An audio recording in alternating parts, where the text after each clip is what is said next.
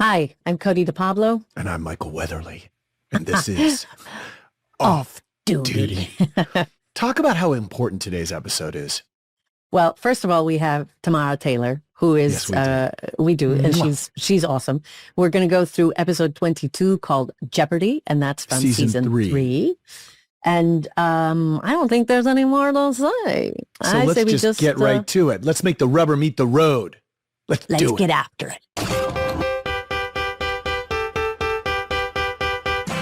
Welcome to Off Duty, an NCIS Rewatch podcast. Today on the show, Season 3, Episode 22, Jeopardy. A suspect collapses and dies while in the custody of Ziva, and she becomes a suspect rather than an investigator. The director disappears, and her driver dies. Ducky clears Ziva, and Gibbs and his gang rescue Jen.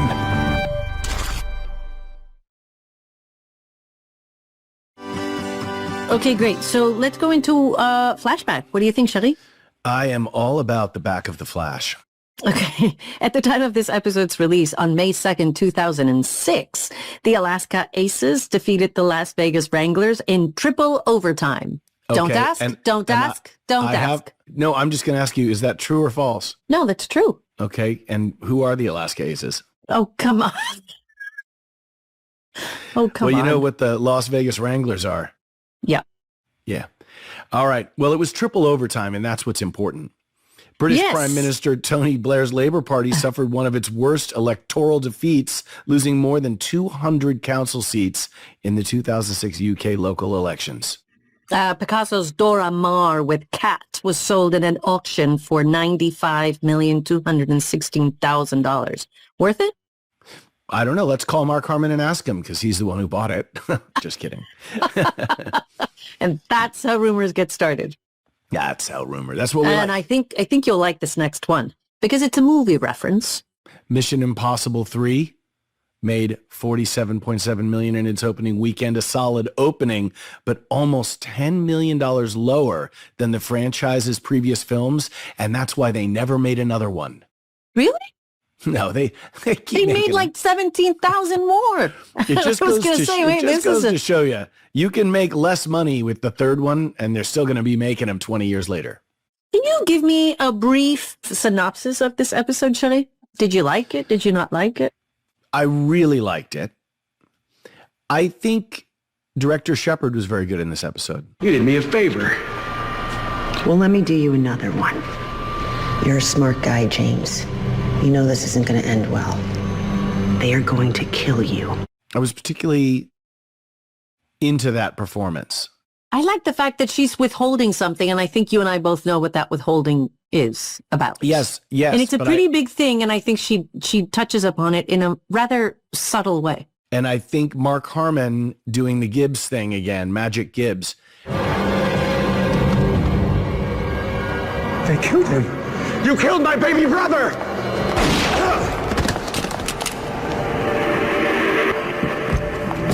He's weird in this one. He's a little weird at times. And what do you mean by magic? What do you mean by weird Magic Gibbs? Well, he gets in the trunk of the car. He's a weird Magic Gibbs. Okay. Do you want to just leave it at that? He's got a gut instinct that goes way beyond the gut. And why do you think it's called Jeopardy? Actually, I don't know. What do you think? Okay, well, let's go to magic. What do you think about Abby using tarot cards? Tarot, the ancient art of divination. Guys, I've got something. Oh, okay. So this is the interesting thing. I caught that because at the end, you turn the card and it's the death card. Yeah. And it's a foreshadow for what's to come.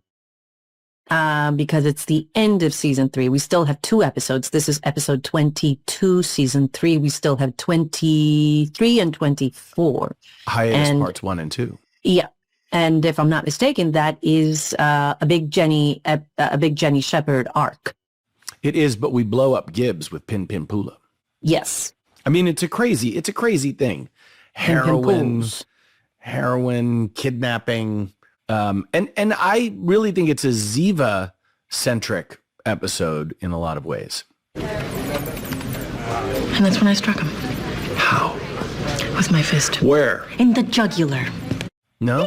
Yes, I mean, look, I had a little bit of like a moment with this episode because obviously I don't think she did, she killed him on purpose. I think she did something, and I think it leaves a little bit of a doubt, it plants the seed of, did she do it? Did she not do it? Obviously it was not intentional, I think this is a feature of season 3 in a way, because you would say, at one point, right? You say, there was a time when I would have killed this person, but sure. this is not that time.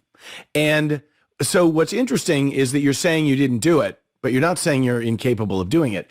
And in previous episodes, you have revealed like that you would, for instance, sleep with somebody to get information because it was a tool at your disposal, Yes, and I think we have actually discussed that in Off Duty, and I think there's a lot of play there too, because I think there's a lot of things that she's throwing at you to see how they land, because obviously she's studying you the entire time. She's sort of like seeing who this guy is, and there is like innate.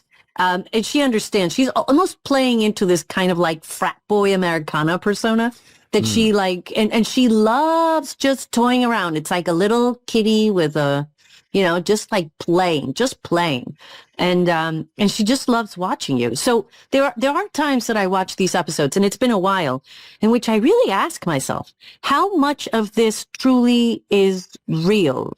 And, I mean, there's not a doubt in my mind that she's done things that have been questionable, but how much of what actually comes out of her mouth, especially in season 3, in regards to, for example, all of the sexual banter between them is real, or it's just, trying to get a reaction off you or trying to plant the seed of something, because, it is very funny to watch you deal with. I mean, your reactions are really great. She was a good agent. Oh, whoa. Hey, clock's ticking, people. Jenny can take care of herself, Gibbs. She was a good agent. Still is. Oh, She that's was the a good episode. agent. This is the episode, yeah. I know. So talk a little bit. That's the last thing I wanted to get into in this synopsis is explain to the folks at home. She was a good agent. Well, Gibbs is going up the stairs, and it's a reminder of, Shepard having been an agent at some point, and just reminding him that, hey, she can take care of herself, kind of thing. But it was a weird thing. You had kind of two ways of playing it, kind of quietly and introspective, which I was like, no. I was like, I need to be heard because he's all the way back there, and so I have to project. But in projecting, you guys found it hilarious that because it was played with sheer honesty and loud. I was like, hey, he's going away and he needs to hear this line. Like, he needs to be reminded that she can take care of herself. Sean and I loved that reading of that line. You guys gave me such crap for it. And then, of course, I had to say the line like 17 times, and every single time I said it, I would hear myself and I'd be like, I had such a crock of shit. It was so and I'd be good. like, oh, God. But it's because you guys made it like funny. Well, funny for me, And then, of course, I had to be like, find the truth in it. I'm not sure. Whatever. It was what it was. But until this day, we still talk about it. In fact, I woke up watching the episode and I texted you just that. She was a good agent. And that's it. That's where I left it. I didn't say anything else. And what about when McGee was getting vulnerable with you? What did you think about that? And do you have any recollection of those scenes and what that was? Sean is such a good actor. But after a while, Are you trying to make me feel better? is it not working? He's such a good actor. I just kept on thinking, that vulnerability so well. He can, and he goes down into a very sort of quiet, vulnerable place that very few people can actually do, and he does it so well, and he's got such a well of stuff in there that he can really, he can really tap into. But when I was watching it, I was like, he's sweet. Like, there's something about McGee in that moment that is truly sweet. Like, he's trying to somehow, like, let her know, like, hey, I know what you're going through, and he's just trying to extend a little bit of an olive branch and like, you're not alone. I've been through this. And And she just kind of goes, she plays it cucumber cool. She's like, what are you talking? She's like, oh yeah, no, what? Like, no, it's cool. You know what I mean? But she also does something that I enjoy, which is when he walks away, she says, nobody ever doubted you, you know? And in this particular episode, it's not like that with her because people doubt her. They don't think she did it on purpose, but they also can't dismiss the fact that she did do something that could have potentially caused someone's death. And that's very tricky. Do you know what I was getting? The vibes that I was getting, the feels? Oh, God. What are the feels? Well, the way that Sean interacted with Sasha on the show, he was super proby, and like, he always got caught looking up her skirt, but like not because he was, but because it was an accident, and like he would have her on his shoulders, and then he would look down again, or he would be under her desk fixing the cables for her computer, and she would sit down and then pull him up by the ear. He was always in a kind of uncomfortable like thing, in a lot of the Sasha moments, and she wasn't a scold, but it was like but with you, and I feel like it's a meta kind of thing. You were the new actor on the show, whereas before that in the squad room, he was the probie. He was the new person on the NCIS set. Mm-hmm. He was and he was learning how to navigate me and Harmon and Paulie and David and Billy Webb and everybody.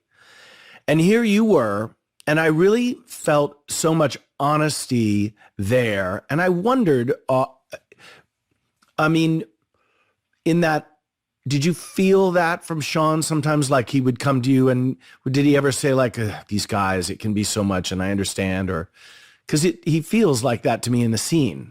No, I don't know because to tell you the truth, my first year there with all of you was such a great year to me that I don't think I needed to be sort of picked up. You know what I mean? Like I didn't think there was a moment there where somebody really needed to like pull me aside and say like, hey, I know this is hard, but like, I was like literally like on a roller coaster ride, like going, and just like kind of like loving it. So like no one's gonna pull me aside and tell the girl who's got her mouth open going like, like having a ball, go like, hey, by the way, like we know that it's hard. Like right. Somebody would be like, shut up.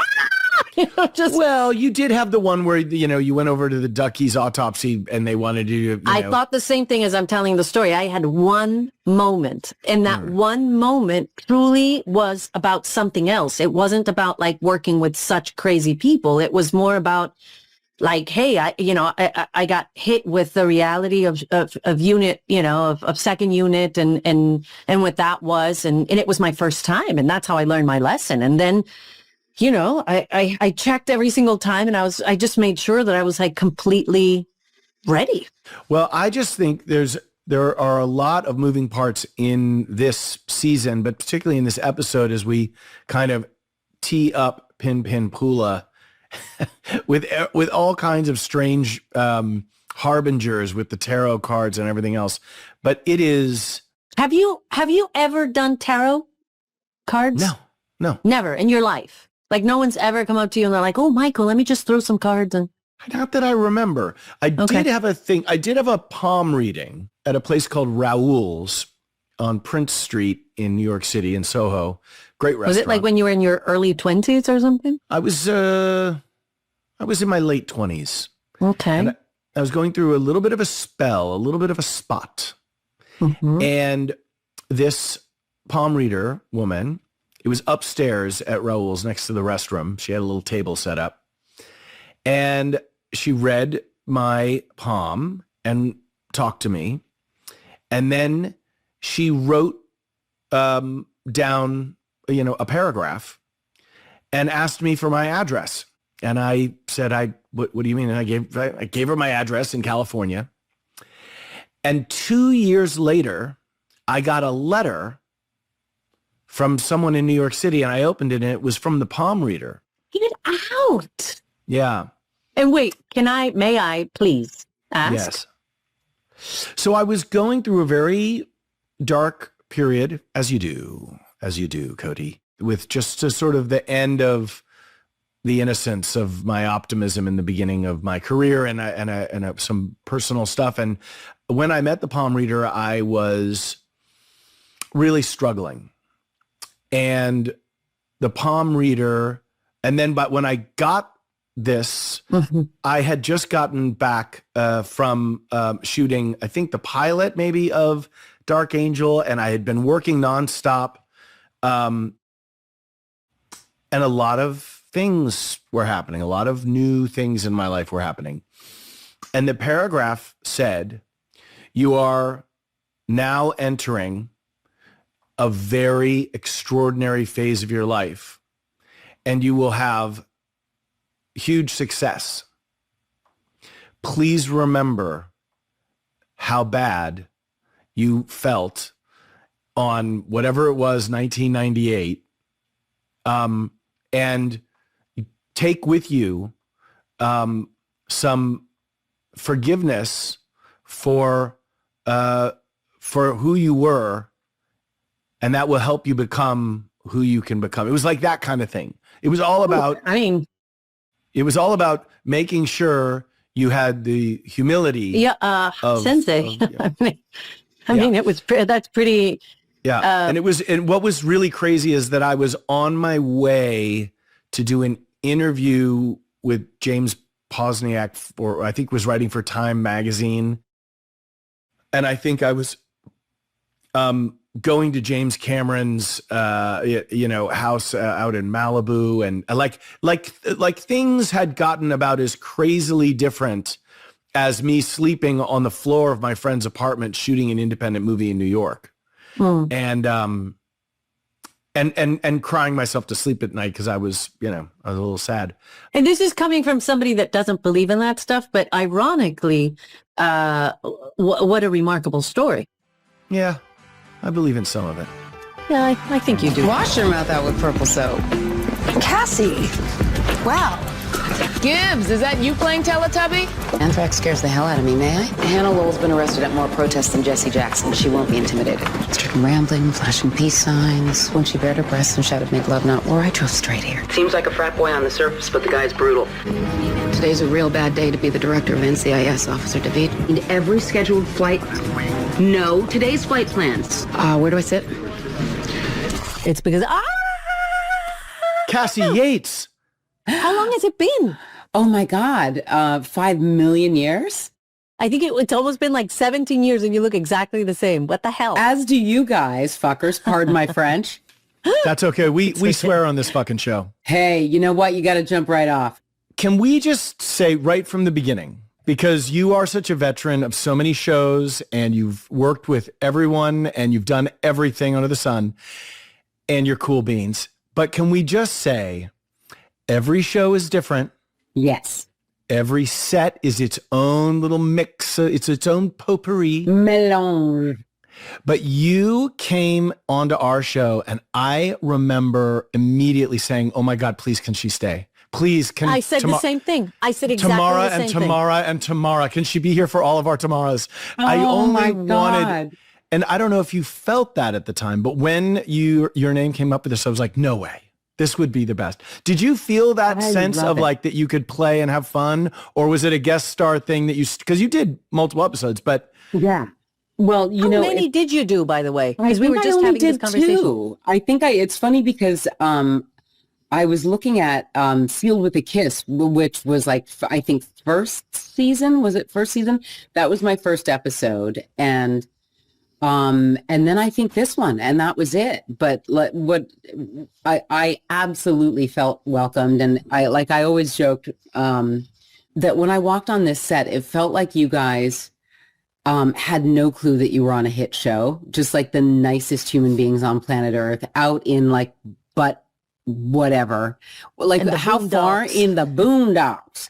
Yeah. And yeah, you guys were just all so easy and lovely. And dude, I wanted to stay. Absolutely. Unfortunately, I think I had some long-lived pilot that, took took me away. And I remember there being complications because you were such a natural, easy, you're you, and you knew how to sort of be water and roll down with the whole thing.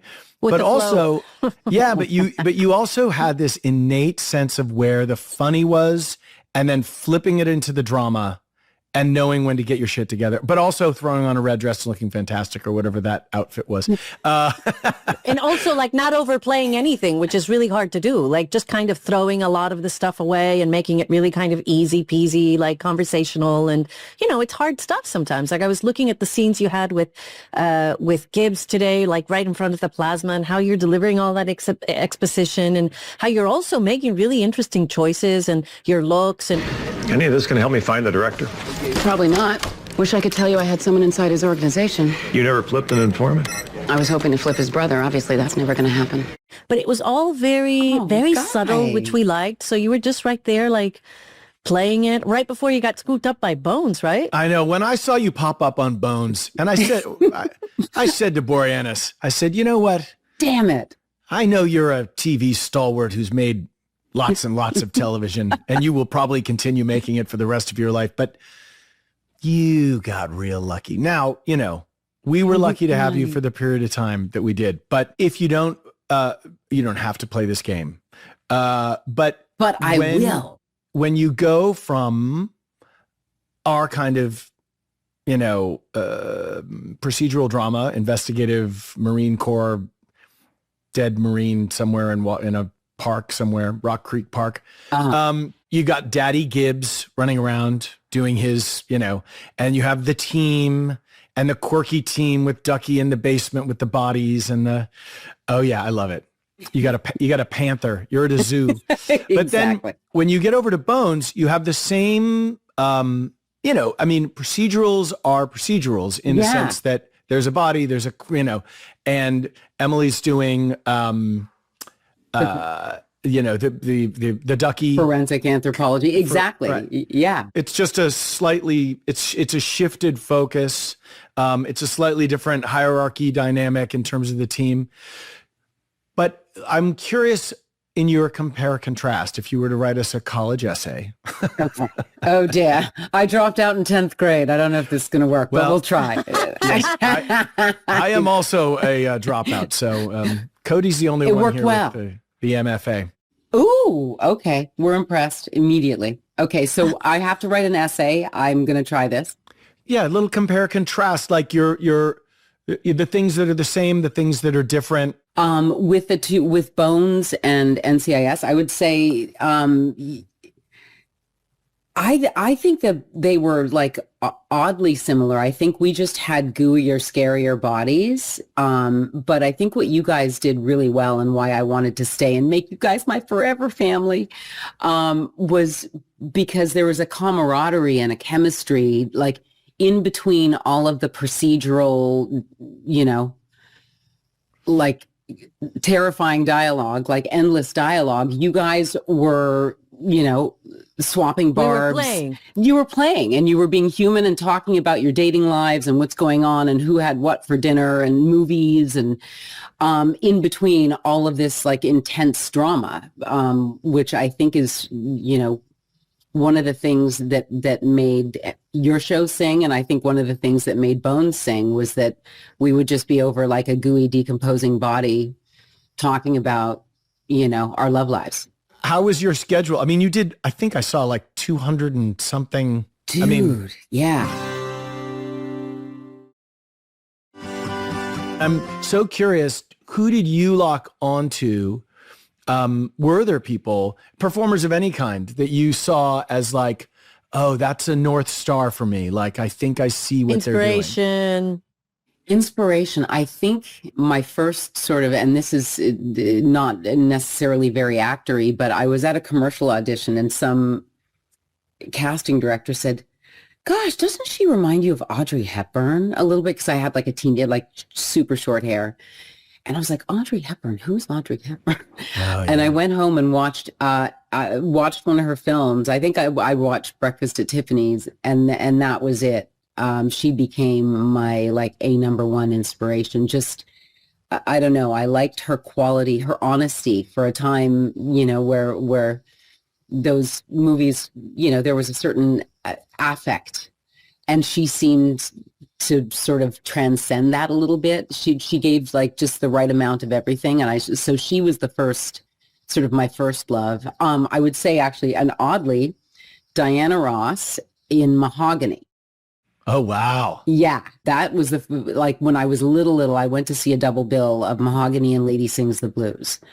And I remember thinking, it was the first time I'd seen a brown woman that remotely looked like me on screen, and I was riveted. So strange influences. I was at the 2019 Masters golf tournament, interesting name for a golf tournament, in Augusta, Georgia.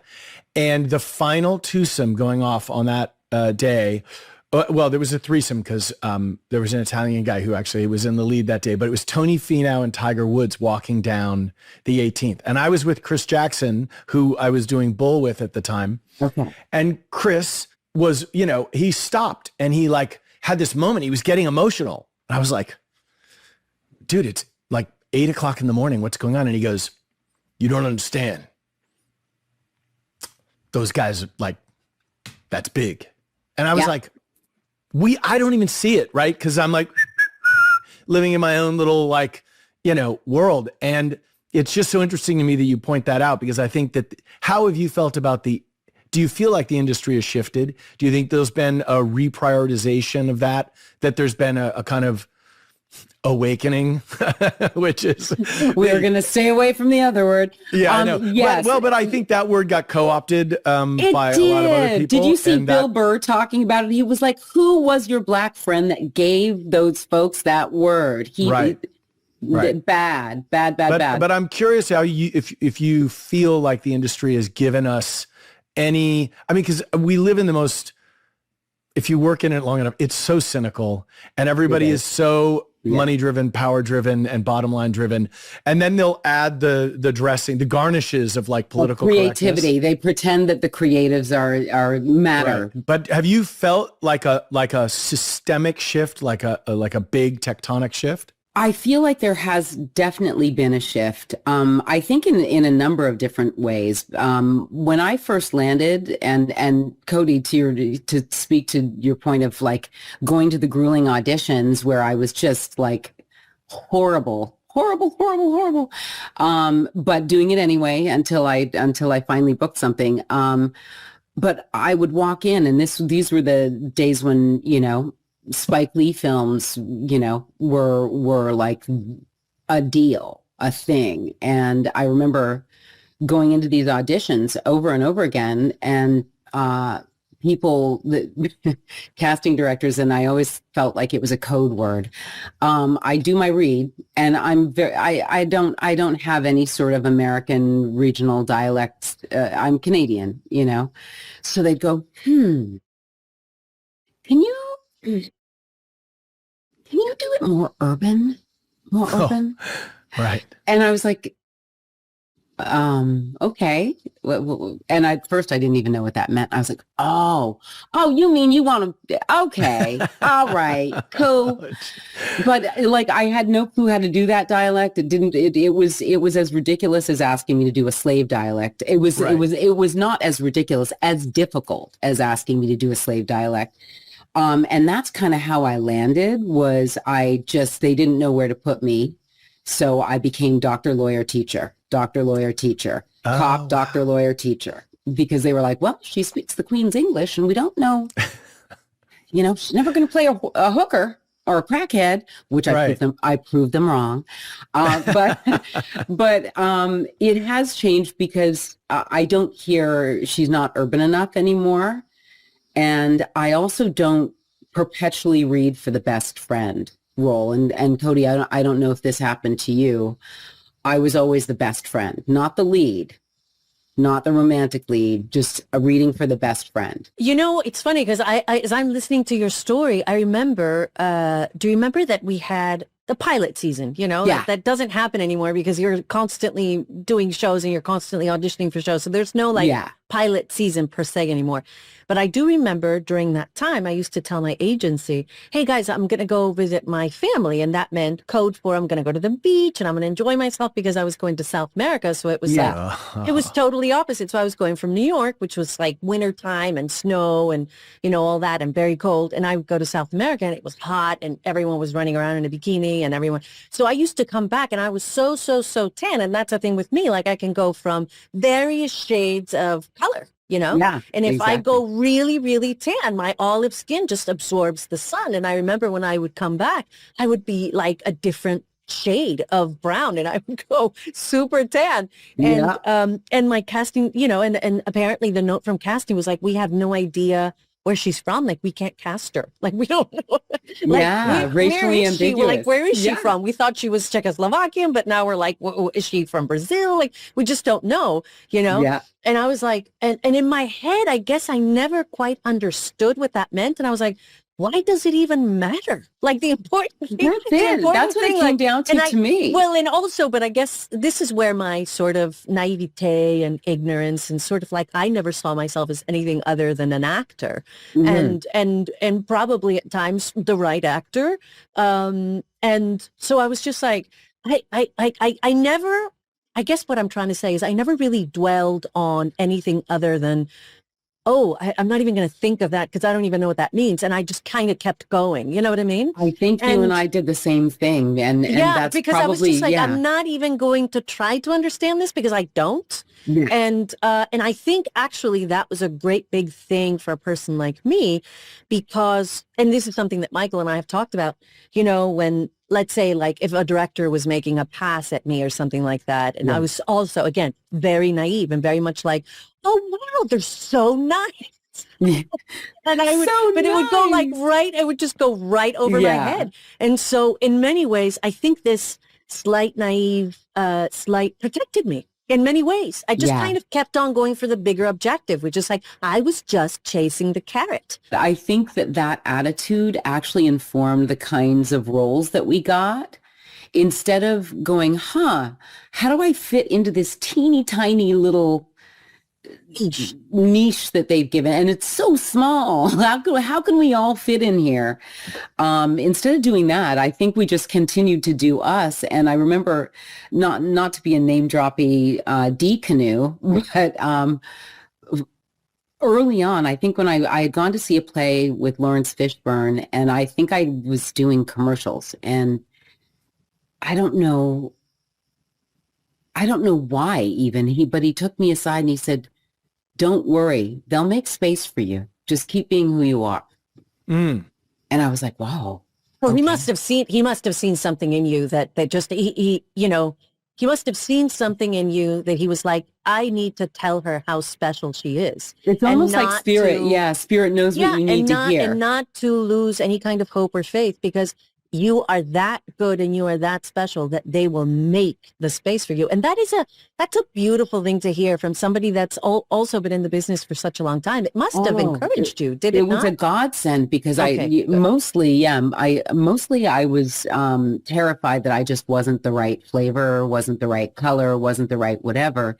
And that part of you said, no, but I think that just being me is probably everything. It's worth its weight in gold. But, you know, in your 20s, you're like, it's definitely growing pains. You know, Michael and I were just doing press abroad. And I remember at one point, I think we were having like a dinner with some, you know, old NCIS family peeps that we love. And I remember turning around to him and I said something like, do you remember when you were in your 20s? And he was like, yeah. And I said, would you ever want to go back there? And we both had this like immediate response. We were like, oh my God, no. No, and never. I think it goes back to that thing where you're saying, like, I think your 20s are such a flavorful time because you're so full of every emotion. Like, you're so full of like, well, who am I? And who do I have to be? And how do I accommodate? And how do I fit in? And how do I what do I like? And what do I not like? Yeah, what am I going to keep? How do I define myself? And do I define myself? And, you know, all of those things that I think are so wonderful for that time, but they're also... like, who wants to do that again? You know? You know, it was Mark Harmon in the very beginning of NCIS who talked about this right when we were doing the pilot, even when we were doing the Jag-offs, because we were a spinoff of Jag. Sorry, that's the... I was like, what? we were the spinoff of Jag. Okay. Oh my gosh. How amazing. I totally forgot that because Right. you guys, not to be a jerk, but like you guys soared. Right. No, but I mean, Jag was like, thank God for Jag. But when we were doing it, Mark wanted it. Jag was very formal, presentational. All the shots were locked off. Everything was an American flag snapping in the background. And it was very old school television. And the way that Belisario and Harmon and all these guys, Billy Webb and everyone that was involved in structuring the new version of the Jag spin-off, Jag-off. So that was supposed to be disruptive. So you're not going to get that. We're going to punk that. Yeah. And what Harmon was saying is like that he had learned on some movies, and he talked about some different actors that he'd worked with where they would be talking the whole, like the way we're talking now, while they're slating, while we're like pictures up, rolling, slating, and the director's like, guys, focus. And then all of a sudden it just rolls right into the scene. And I'm like, what the fuck? And Harmon said that if if we can bring that sense of sort of, I don't know what you're going to say next, because it almost feels like you're not presentationally putting forward the plot elements.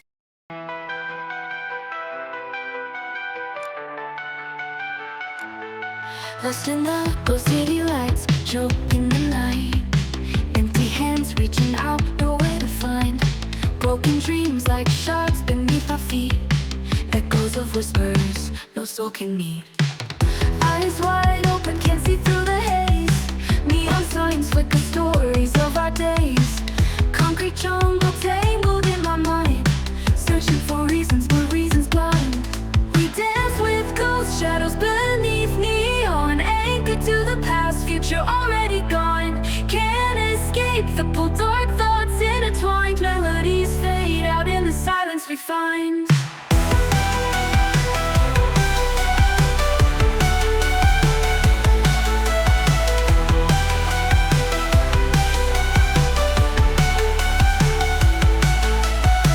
Rain falls hard, washing away our sins.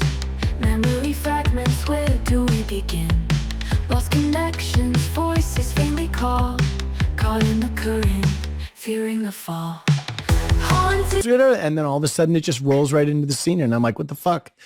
And Harmon said that if if we can bring that sense of sort of, I don't know what you're going to say next, because it almost feels like you're not presentationally putting forward the plot elements as written by somebody in a writer's room, that's been okayed by the network and the studio. Exactly. Suddenly we were doing this thing, and it kind of gave feels birth, exciting. It feels gave exciting. birth to something. And I have to really credit all those guys. But I think it latched on to that very loosey-goosey energy that I think the show kind of found, that very kind of like, that's a hard thing to find.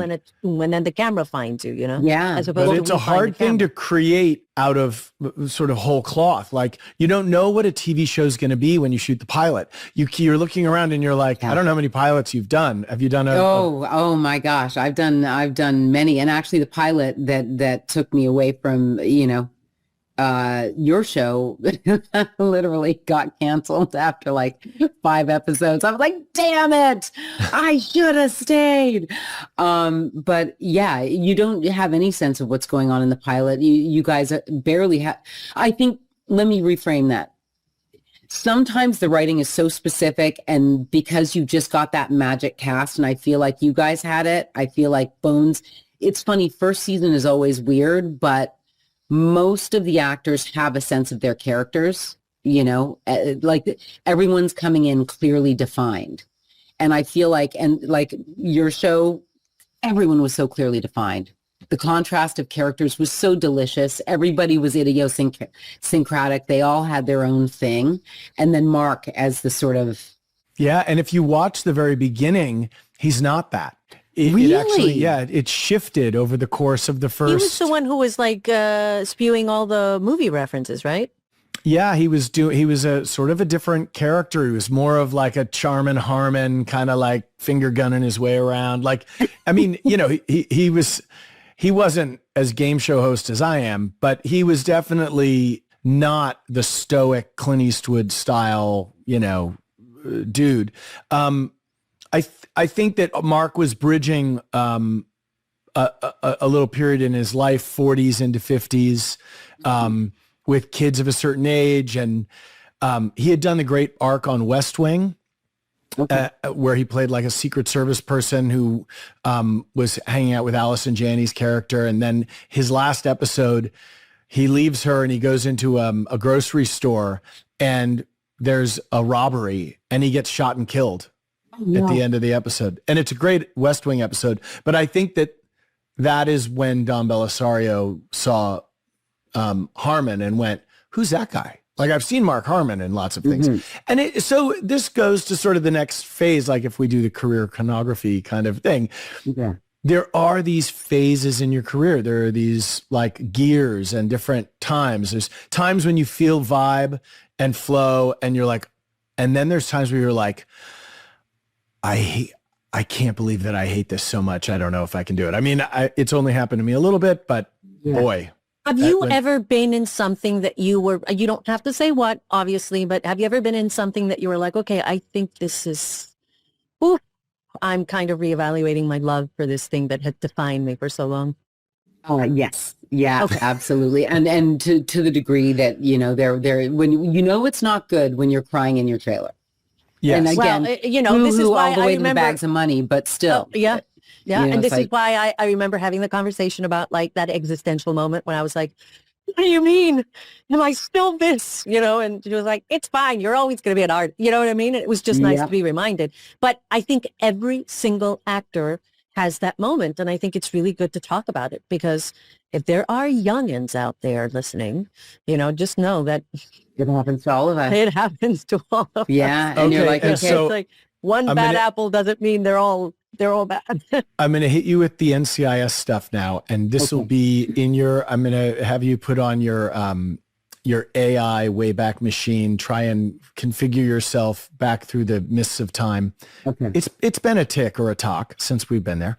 So it's been a couple of years, let's just say. So do you, because you talked about Santa Clarita and being out there in the sort of, I said, we were sort of shooting on the surface of the sun. It's like, just drive towards the sun and you'll find it. But do you remember any part of the initial process? Do you remember any particular bits of the shooting process? You talked about, some other jobs and things, but I'm just curious because our NCIS audience is going to want to hear if you have any sort of delicious things. Absolutely. Well, my first episode was Sealed with a Kiss, and I think I spent most of my time with Mark and Polly. And like I said, I walked on set. I think Polly popped out of her trailer, immediately gave me a hug, said, "Do you love animals? I love animals. I'm an animal rescue." It sounds like Pete. I was like, oh my God, I immediately love you. How many animals do you have in that trailer at the moment? So immediately fell in love with her, was completely blown away by how kind and warm Mark was. We just sat shooting the shit in between takes. And I was just blown away because it felt like you guys, it's always really intimidating to come into an already established family. And there was such a warmth and a welcome that I hadn't experienced on any other set, truthfully. And then the second time I came back, Cote, you were there. And I remember I stole one of your phrases. You were like, we're going to smooth jazz it. We're smooth jazzing it. And I was like, smooth jazzing it, baby. And that's when I got to be with you guys in the pen or whatever it was. Like we were actually in that, like on that set all day, and I got to play with you guys, and I was like, oh man. It's very funny because we, again, going back to this little trip we just did with Michael, we revisited sort of the idea of working with different directors, and and how people sometimes make you feel really welcomed and loved. And some people work from a place of fear where everything has to be sort of questioned, and then they need to reduce you to nothing in order to sort of feel like they're like shaping the clay and somehow they're going to get the artistic side of you to shine, right?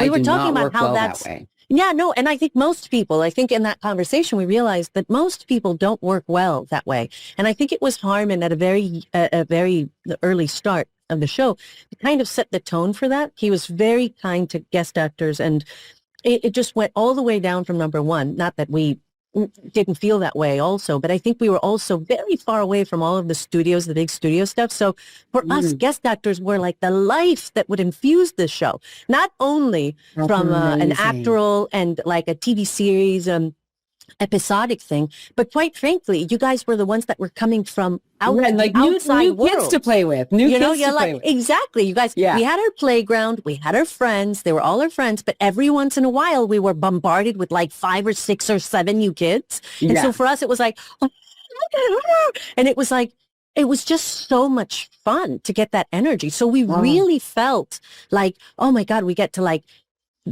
we get new friends. And so that's how we approached it. And we were just so happy to have new energy. And we felt that if by any chance we were, lacking energy, or you could always feed off these people that were coming from the outside world full of like new ideas and new energy. And they would just come from maybe another set or like another experience. And we'd be like, we were at that set, which was very far away from all of the other studios. It really was. And I wonder if that was a gift, like a gift disguised as I think it was like, I think it was shooting like in a little bit of a bunker, without it sounding dreary at all. No, it was beautiful out there. It was just in the middle of nowhere. And it was in the middle of nowhere, and we didn't get to see actors at all. So it was just... Okay, here's what we have to do right now. We have to all make a promise with each other. Okay.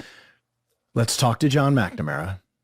Cassie Yates has to run the CIA or something, right? Oh, I would love that. I would love that. Oh, that would be so cool. Come to Budapest. Come with us. Oh, I'm being drawn. Well, that would be so cool, guys. It would be great. And this, I have to say, has just been... I can remember your presence, the way that you sort of remember, like, I don't know, like a great holiday or a great Christmas morning or something, like your energy and light and presence. And anytime, as it always happens when Bones is just randomly on some friggin' TV when I check into a hotel or I go into a gym. Every single time I'd see that show, I would go, they took her. Well, and every time I would see you guys, I was like, okay, I'd be in the grocery line and see you guys on the cover of like everything. And I have to say, in all honesty, every single time I was like, I am so happy for them. Again, the people that have no clue that they're on this badass hit show, the most beautiful humans I've ever worked with.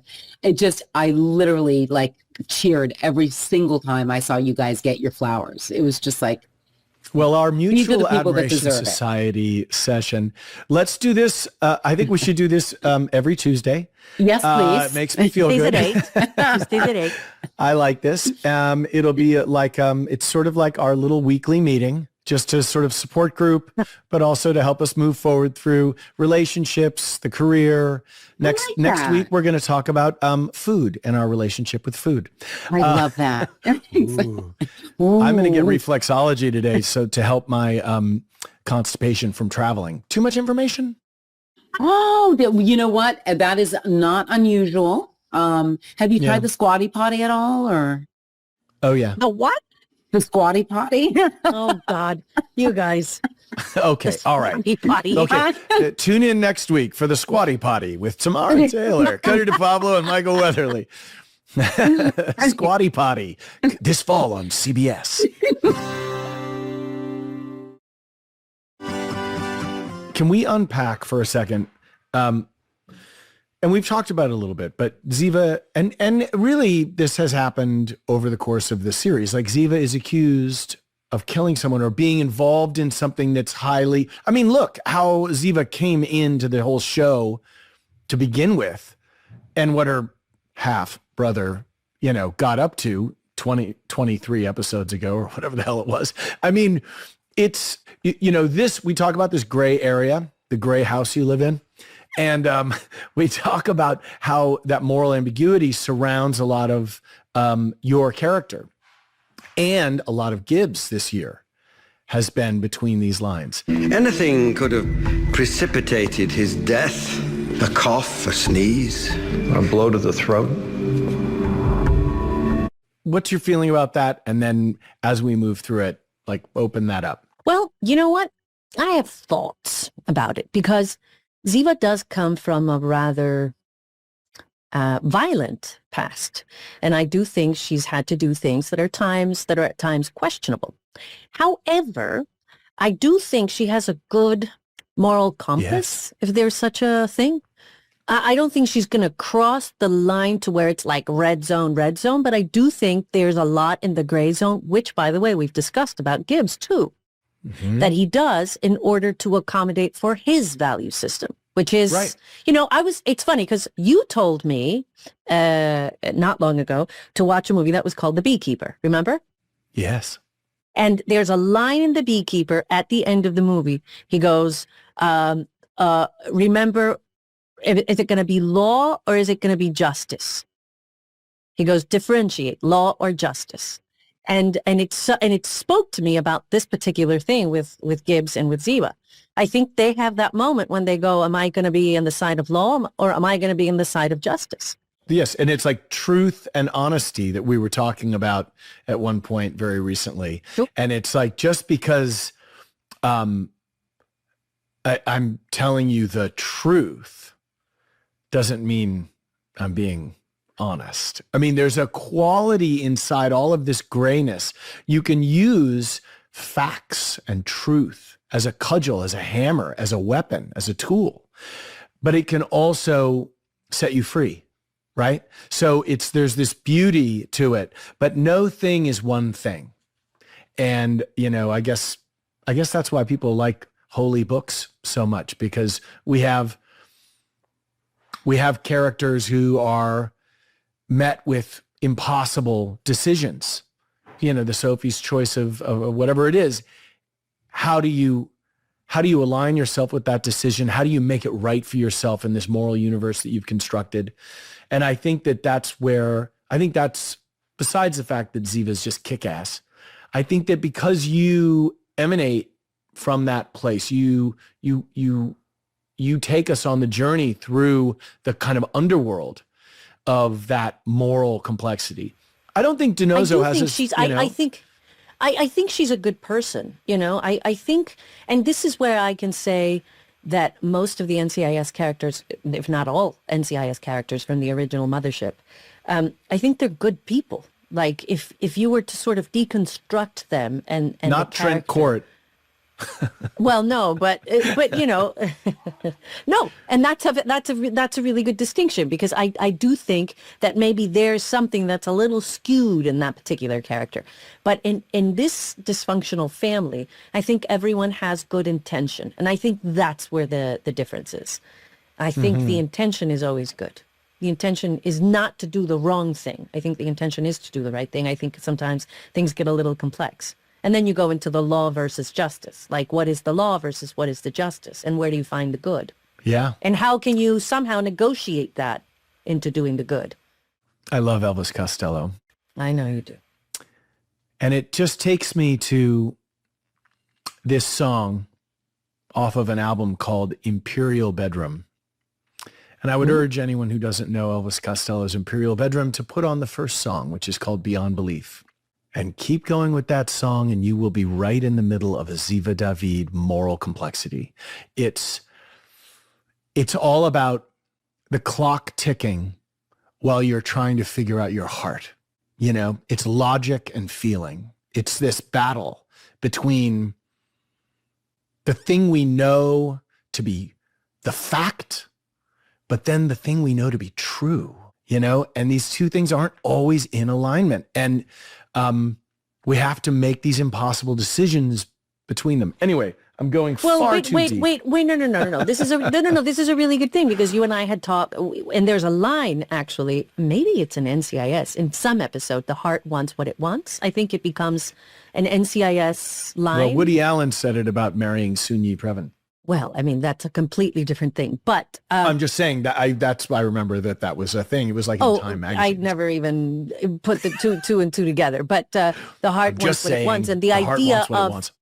well, and then also Well, we're talking about moral complexity, so let's go there. Well, there you go. How about we move on? Okay. Do it. What are we going to do? We're going to do a little game time.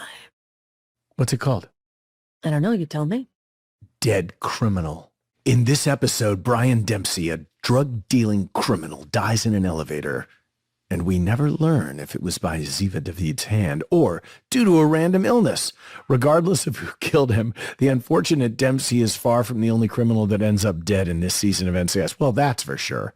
In this game, Michael and Cote will hear names of dead criminals from this season and try to answer how they died and who killed them and in which episode. This isn't fair because it's like I feel like I should have primed myself. But you know what? Maybe it is fair. Okay, I like not being primed. So Cote... Okay, go. What we're going to do is this is the name of a dead criminal, and you try to say how they died, who killed them, and in which episode. Okay, I'm serious. Now, don't look at your page. Don't look at your page. Okay, but I'm going to suck at this. No, I'm just going to tell you because I know that's the whole point. Oh, God, you just love seeing this. Caesar just Bernal. flat on my face. Who is Caesar Bernal?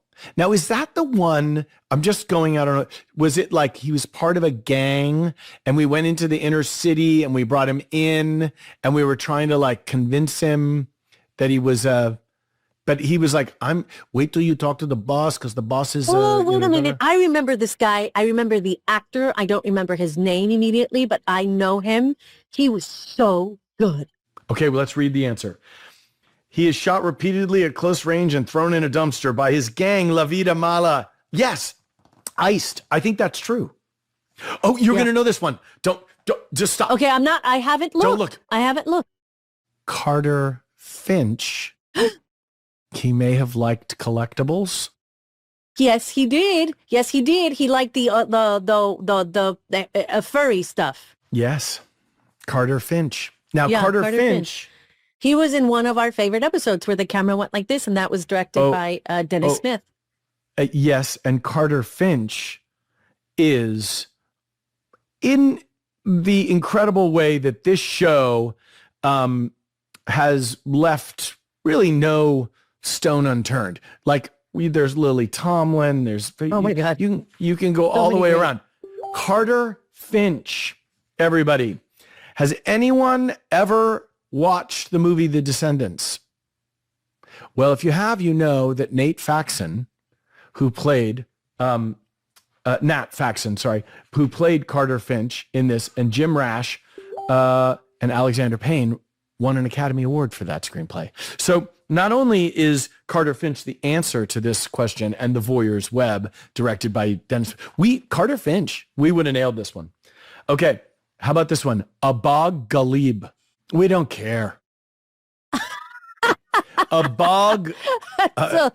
Someone in my ear just said, how did he die? And to the audience at home, I'm like, he was stabbed to death in a bathtub. I mean, and whatever. The best part is like, I write my own rules. These are my games. I rewrite the rules every step of the way.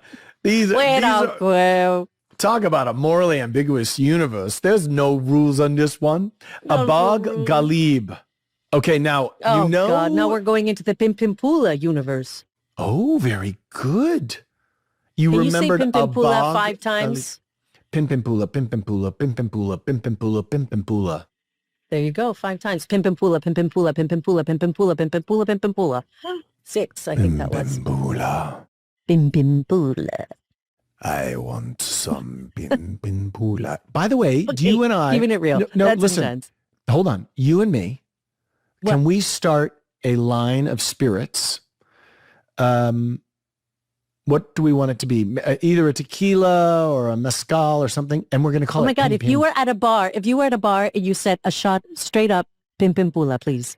Pin Can I have a Pula. shot of Pin Can I get some Pin Pula? Can I get Are some we on Pin this? Pula, All right. please? Before this With one airs, ice, we're just going to one lock ice. it down with the domain. I'm going to get the Pinpinpula. pinpinpulin.com. Get the out of my way because it's happening. Dr. Elaine Burns. Ooh, I remember this one. No. This is the Ducky. This is the Ducky episode. Yes, it this is. See, you're Civil better Wars. at it than you thought. Civil Wars. Okay, and how did she die? A knife to her heart because Siva David threw it. See, when you do the killing, you know how to clean up in this I game. know how to clean up. Silver Wars, not Civil Wars. Silver Wars. It was And about it's the just a- Civil it's Civil Wars. War. Yeah. Yeah. I remember those. Should we do fan questions? We should absolutely do fan questions. Do you want to read them or you want me to read them? I will read them. So Sandra from Rockford, Illinois. Great scene with the corpse being popped up in the car. How was that executed? Which way? Which way? You're driving straight into an airplane hangar. Can you be a little more specific, please? Which way? Make a left. Now go straight. Well, we had a terrific actor. He was terrific. He was in the opening scene of this episode, and I remember shooting that. That was a Jimmy Whitmore episode, and he was so game. He was so alive. He was so full of that like cocky angst. It was so great. And by the way, I thought, oh, this is going to be great. We're just setting him up. And then I forget that he dies in the elevator. And then I thought, oh God. And then they cast his brother, who was really, really good too. Yeah. Overall, what would you say? Oh, wait. Overall, what would you say this episode was in your? If you had to give it a Jimmy Palmer, how many Jimmy Palmers would you give it? It's a good one. I have to say, it's a really good one. I really enjoyed it. I was watching it this morning, and I was like, 8.5 heads.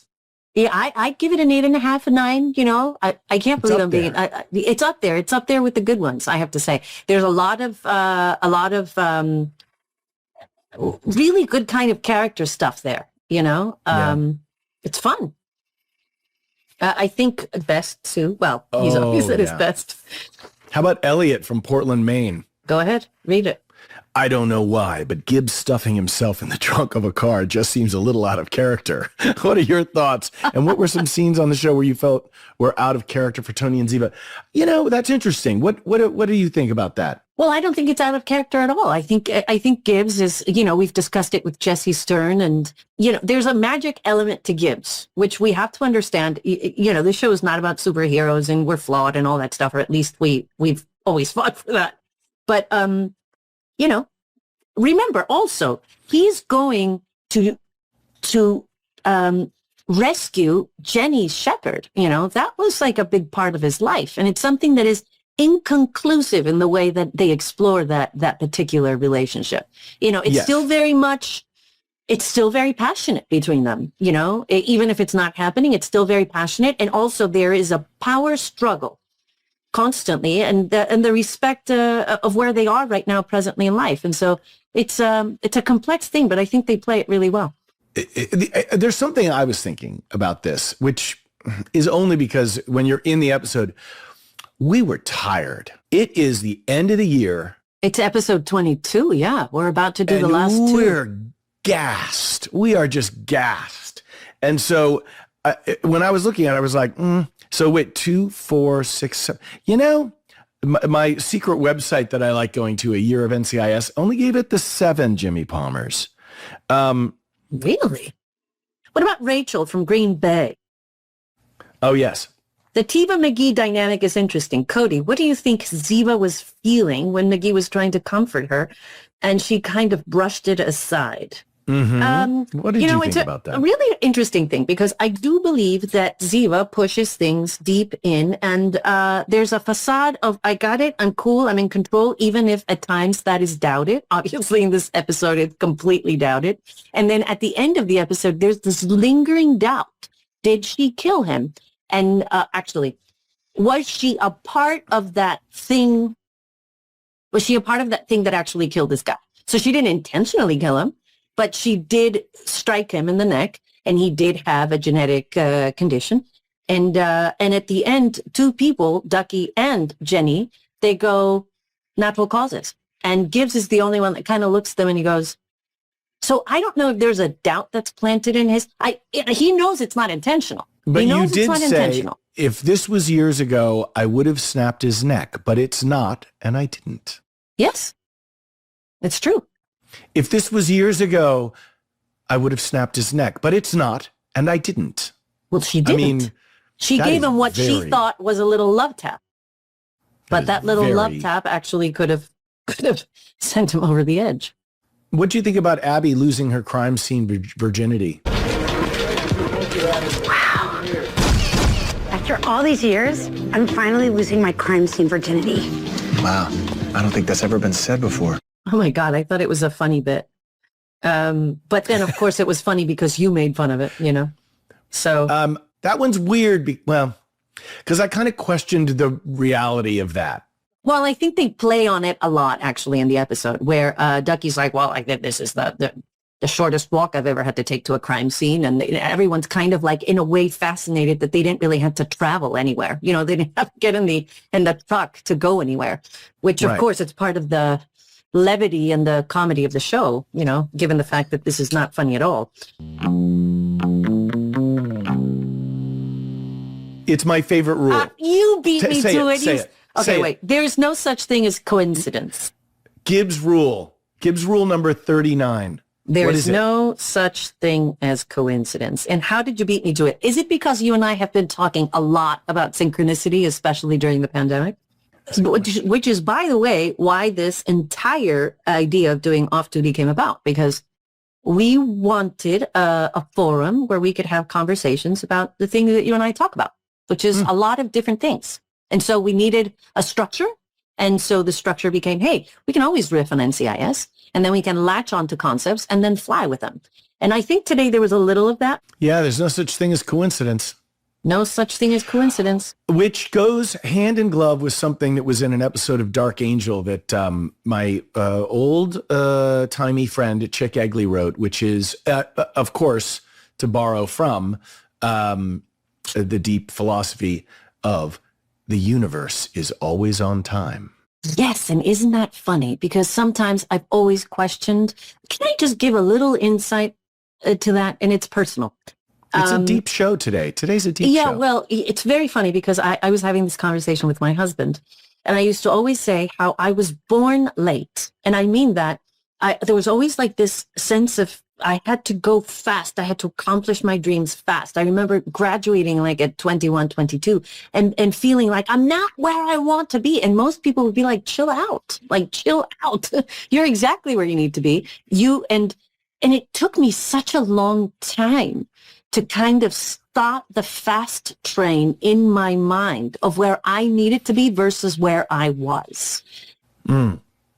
Well, Cody DePablo, if you want to watch episodes of NCIS, NCIS LA, NCIS New Orleans, NCIS Sydney, NCIS Hawaii, NCIS Miami, NCIS Denver, NCIS Switzerland, you can go to the Swiss Navy and Paramount Plus, and you can watch yourself a whole ton of episodes. There's 1,000 episodes or more of the NCIS ship, the good ship.